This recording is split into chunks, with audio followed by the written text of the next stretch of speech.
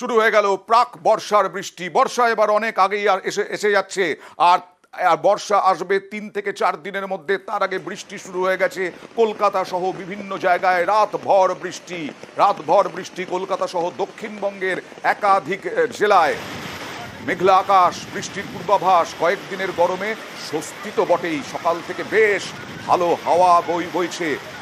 এই ছবিটা দেখুন, দীঘার ছবি। দীঘাতে প্রবল জলোচ্ছ্বাস সঙ্গে বৃষ্টি। কিছুটা উপভোগ করছেন যারা এই মুহূর্তে পর্যটক হিসেবে গেছেন, ওখানে বেড়াতে গেছেন, তারা কিছুটা উপভোগ করছেন কয়েকদিনের গরমে স্বস্তি। বাঁকুড়াতেও দীঘার ছবি দেখছেন। কাকদ্বীপের ছবি দেখাবো এবার। হ্যাঁ, সুন্দরবন সবসময় আতঙ্কে থাকে, কাকদ্বীপও আতঙ্কে আছে। বাঁধের কি হবে, যত বেশি বৃষ্টি হবে তত বাঁধের কি হবে, এই নিয়ে আশঙ্কায় থাকেন মানুষ। বিষ্ণুপুরের ছবি দেখুন, বাঁকুড়াতে যেটা বলছিলাম, রাতভর বৃষ্টি, সকাল থেকে মেঘলা আকাশ, কয়েকদিনের গরমে স্বস্তি। গত কয়েকদিনে এই পুরুলিয়া, বাঁকুড়া, ঝাড়গ্রাম তীব্র গরমে একেবারে অস্বস্তিতে ভুগছিল। এবার পটাশপুরের ছবি দেখুন, পূর্ব মেদিনীপুরের পটাশপুর, সেখানেও বৃষ্টির স্বস্তি। অঝোরে বৃষ্টি হয়েছে।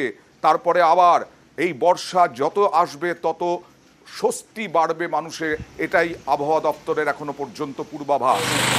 এগরার ছবি দেখুন, এগরাতেও সেই একই ছবি। রাত থেকেই বৃষ্টি শুরু হয়েছে, সকাল থেকে বৃষ্টি, এবং সেই বৃষ্টি অনেকক্ষণ ধরে হওয়ায় মাটি ঠান্ডা হয়েছে, তাতেই স্বস্তি বেড়েছে। আর জঙ্গিপুরের ছবি দেখুন, জঙ্গিপুরেও কালো আকাশ, কালো মেঘে ঢাকা আকাশ এবং তার সঙ্গে বৃষ্টি।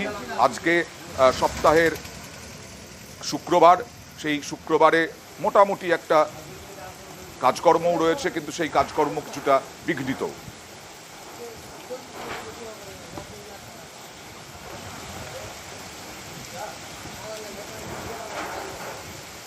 আর কালকে হচ্ছে শেষ দফার ভোট, 1 জুন। সেই 1 জুন কি হবে? এরকম প্রাক বর্ষার বৃষ্টি হবে তো? এরকমই তো মনে হচ্ছে। আর প্রাক বর্ষার বৃষ্টি শুধু নয়, এই যে প্রাক বর্ষার বৃষ্টি আজকে হলো, তাতেও বিভিন্ন ডিসিআরসি, বিভিন্ন যে ভোট কেন্দ্র, সেই ভোট কেন্দ্র জলে থই থই। সকাল থেকে দক্ষিণবঙ্গের একাধিক জেলায় বৃষ্টির মধ্যেই ভোটের প্রস্তুতি। ছাতা হাতে ডিসিআরসিতে ভোট কর্মীরা। আগামীকালের ভোটেও বৃষ্টির পূর্বাভাস।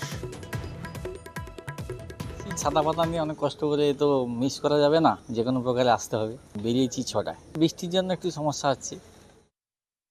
জলমগ্ন যদি হয়ে থাকে, আমার সেক্টর অফিসার আছে, আমরা জল ক্লিয়ার করে দেবো। মানে প্রতিটা সেক্টরে আমরা এজেন্সি ঠিক করা আছে, যেখানে অসুবিধা হবে আমরা সেটা ক্লিয়ার করবো। আমরা এখানে ফুলি প্রিপেয়ার্ড আছি। আমাদের দেখতে পাচ্ছেন ডিসিআরসি পোলিং পার্সনরা আছে, পোলিং স্টেশনেও আমাদের যথেষ্ট ব্যবস্থা নেওয়া হয়েছে। দেখুন, জল থই থই করছে, কিভাবে ভোট দিতে যাবেন মানুষ সকালবেলায় বোঝা যাবে। আর এখানে দেখুন, সন্দেশখালিতে যাচ্ছেন নদী পথে এই ইভিএম নিয়ে ভোট কর্মীরা। দেখতে হয়তো ভালো লাগছে টিভির পর্দায়, কিন্তু ভোট কর্মীরাও যথেষ্ট অস্বস্তিতে বলা যায়, কারণ এই রকম বৃষ্টি, তার সঙ্গে নদী পার হতে হচ্ছে এবং বিভিন্ন গ্রামে, প্রত্যন্ত গ্রামে যেতে হচ্ছে। যাই হোক, তাদের সেই দায়িত্ব পালন করতেই হবে। বিভিন্ন দ্বীপের ভোট কেন্দ্রে ভোট কর্মীরা।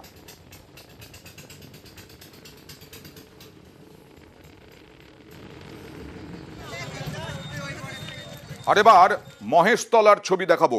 মহেশতলায় যেগুলো ভোট কেন্দ্র, সেই সমস্ত জায়গাতে বলছি না যে সেগুলো জল থই থই। 24 নম্বর ওয়ার্ড মহেশতলার, সেখানেও বৃষ্টিতে জল জমে গেছে। আবার মহেশতলার 29 নম্বর ওয়ার্ড, সেখানেও জল জমে গেছে। তাহলে কালকে কি হবে, এই নিয়ে কথা বলবো প্রতিনিধি সমীরের সঙ্গে। সমীর, কি চিন্তা ভাবনা মানুষের মধ্যে, চিন্তা কি যে ভোট দিতে যাব কিভাবে এই রকম জল পেরিয়ে, কি বলছেন মানুষ? অয়নদা, দেখো, এই যে মহেশতলা পৌরসভার 24 এবং 29 নম্বর ওয়ার্ডে একাধিক জায়গায় জল জমে আছে। সেই জল জমার কারণে এর আগেও কিছুদিন আগে দুর্যোগ গেছে, সেই দুর্যোগের জল জমেছিল। আর তারপরে এই বৃষ্টির জল এই দীর্ঘদিন ধরেই এই জল এখানে জমে থাকে। এখানে যে নালা আছে, সেই নালা তো ভেঙে পড়েছে, কোনো নদী মানে জল যাবার নিকাশির ব্যবস্থাই নেই। এই 24 নম্বর ওয়ার্ড এবং 29 নম্বর ওয়ার্ডের যে বর্ডার, এই রাস্তায় দীর্ঘদিন ধরেই জল জমে, অল্প বৃষ্টিতেই। আবার তারপরেও এই জল জমেছে, কিন্তু এই ভোট কর্মীরা এই রাস্তা দিয়েই সবাই যাবে। জল জমলে কতক্ষণ লাগে নামতে? প্রশাসনের মানে কালকের জন্য বলছি আর কি। ওদের একটা কাজ আছে, ভোট চাওয়া। হ্যাঁ, কালকের জন্য যেটা বলছে অয়নদা, কালকের জন্য বাড়ি বাড়িতে লোক যাচ্ছে ভোট চাইতে, কিন্তু ওই যে লোকগুলো যাবে কি করে, ভোট কেন্দ্রে যাবে কি করে, সেটা নিয়ে কিন্তু কেউ বলছে না। ভোট দিতে যেতে হবে সেটা নিয়ে সবাই বাড়ি বাড়ি যাচ্ছে, যে এই ভোট এবার যারা কিন্তু আসল কাজটা কি হবে, ভোট দিতে যাবে কি করে সেই নিয়ে ভাবনা কি কারো আছে? দেখি কি বলছেন। এখানে 3 মাস এমনিতে জল থাকে, খুবই কষ্ট।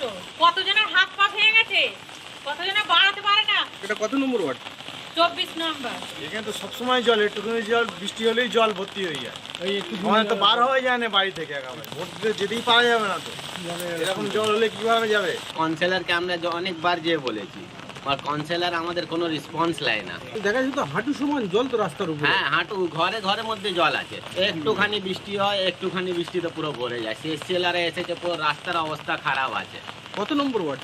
এটা 29। স্কুলের মধ্যে তো ভোট হবে, তার আগেই তো স্কুলের মধ্যে জল ঢুকে গিয়েছে। জল তো কাল থেকেই ঢুকেছে। কোনো সরাবার লাইন কোথায় সরাবে? সেটার কোনো লাইনই নেই। তারপর যেটি মোটামুটি কোনো তক্তা ফক্তা পাততে পারে খালি ভালো, আর নাহলে এরকমই হবে। এতেই ভোট দিতে হবে। হ্যাঁ, আর করার কিছু নেই রে বাবা। কিন্তু রাস্তায়ও তো দেখা যায় 1 হাঁটুর উপরে জল। হ্যাঁ, হাঁটু ভর জল। কত নম্বর ওয়ার্ড? 29।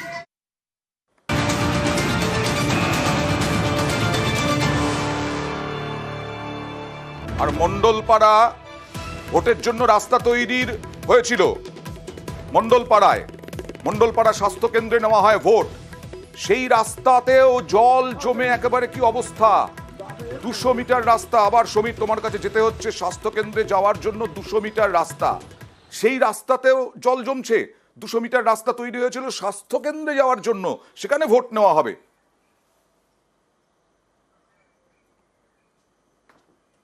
হয়তো সব থেকে আশ্চর্য ব্যাপার হলো, যখন ভোট আসে তখনই এদের কথা মনে পড়ে, কিন্তু দীর্ঘদিন ধরে এই জল জমেছে, কিন্তু কোনো কারোর হেলদোল নেই। কোনো প্রশাসনের থেকে শুরু করে 24 নম্বর ওয়ার্ডের কাউন্সিলর থেকে শুরু করে ওখানে কেউ প্রশাসনের কোনো হেলদোল নেই, জল জমেছে। কিন্তু সব থেকে বড় কথা হচ্ছে এই ভোট আসতেই 200 মিটার পর্যন্ত যে আরও পুরো বহু জল জমে আছে, এই 200 মিটার পর্যন্ত যে ভোট কেন্দ্রে যাবে, যে ভোট যারা দেবে, সব থেকে বড় কথা হচ্ছে এই যে র্যাম্পের মতন একটা রাস্তা করছে, যেখান থেকে র্যাম্পে হাঁটবে কারা? এই ভোট কর্মীরা র্যাম্পের উপরে হেঁটে গিয়ে ওখানে ভোট দেবে, দিয়ে তারপরে আসতে হবে। কিন্তু এর আগে এই ইতিহাসে কোনোদিন দেখা যায়নি এরকম রাস্তা তৈরি করে এইরকম র্যাম্প তো কালকের জন্য, তারপরে তো আবার র্যাম্প উঠিয়ে নেওয়া হবে তো সমীর। র্যাম্প উঠে গেলে আবার দীর্ঘদিন যেরকম জল জমে, সেই জল জমে স্বস্তি হচ্ছে খালি এই ভোট দিতে যাবার জন্যই এদেরকে এত সুন্দরভাবে রাস্তা করে দেওয়া হচ্ছে যে ভোট দিতে চলুন। ভোট না দিতে তার 2 দিনের পর থেকেই তারপরে ব্যাস সেই হয়ে যাবে। স্থানীয়রা কি বলছেন একবার দেখি। আমাদের এখনো 10টা এই আশপাশে যত ঘর ডুবে গেছে জলে, দেখুন পরিস্থিতি জলের রাস্তাটা। এটা ভোট নেওয়ার কৌশলটা ঠিক করছে। আজকে আমরা 5 বছর হালে যেতে পারছি, আর একদিন ভোট দিতে এরকম যেতে পারতাম না, যেতে পারতাম। এটা ভোট নেওয়ার প্ল্যান করছে এরা। সেরকম রাস্তা করতেন কেন? ভোটের জন্য। ভোটের জন্য? কি কারণে? এখানে কি জল জনসভা যাওয়ার জন্য, হ্যাঁ, ইলেকশনে ভোট দিয়ে যাওয়ার জন্য।